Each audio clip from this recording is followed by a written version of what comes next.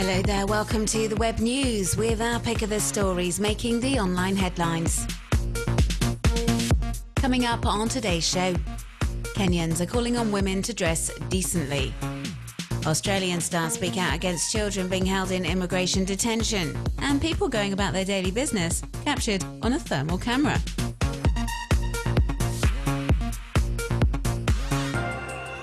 As we can see from these images doing the rounds on social networks, thousands of Kenyans took to the streets of Nairobi on Monday, November 17th, denouncing violence against women in Kenya. The demonstration was prompted by an attack on a young woman early November who was pushed, pulled and stripped in public by a group of men because she was wearing a miniskirt and they decided that was an inappropriate way to dress. Footage of the attack was posted online and widely shared. People have been campaigning for the victim ever since, but the movement's been met with some online opposition. Some web users in Kenya, the vast majority of them men, have criticised Monday's rally. They say the woman assaulted and humiliated at the beginning of the month had dressed provocatively and shouldn't be surprised by the reaction from passers-by. They've taken to social networks, posting under the "Nudity is not my choice" hashtag, slamming the way some women dress in Kenya and urging them to cover up in public. The keywords reject the "My Dress, My Choice" Twitter hashtag started a few days earlier by women's rights campaigners across the country. The hashtag had been proving very popular on social networks, with web users saying Kenyan women should be able to dress as they see fit, without having to worry about what men might think or do.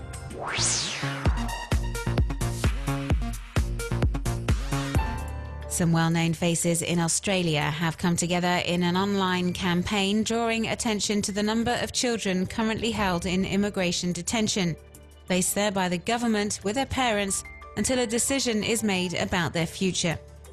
Over 700 children are currently incarcerated in Australian detention camps, where they stay for a year on average.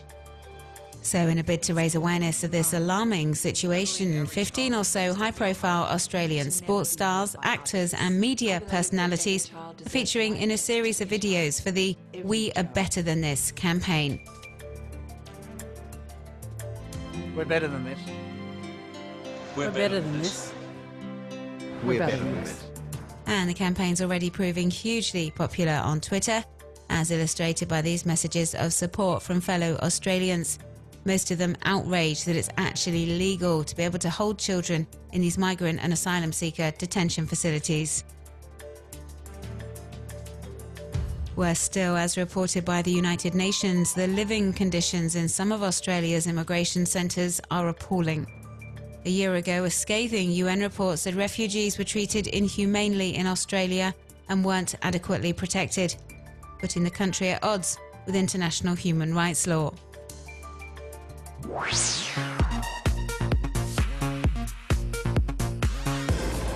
FIFA has launched the "We Can Beat Ebola" social media campaign, reaching out to African football fans to raise awareness about the epidemic currently affecting several countries on the continent. 11 top international football players, including Cristiano Ronaldo, Didier Drogba and Philippe Lam, each promote a simple health message to reduce the chances of the disease spreading, like washing your hands on a regular basis, for example, or learning to recognise the symptoms of the virus that's already claimed over 5,000 lives worldwide.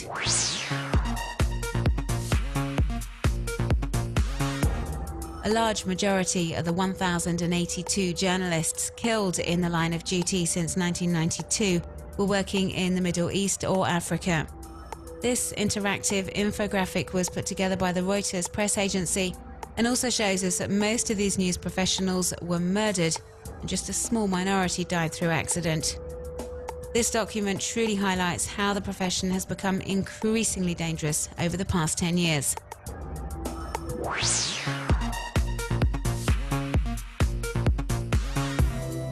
Portraits of dogs jumping.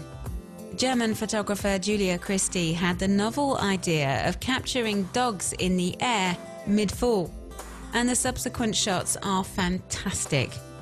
You can check out this quirky and comical series on the artist's website.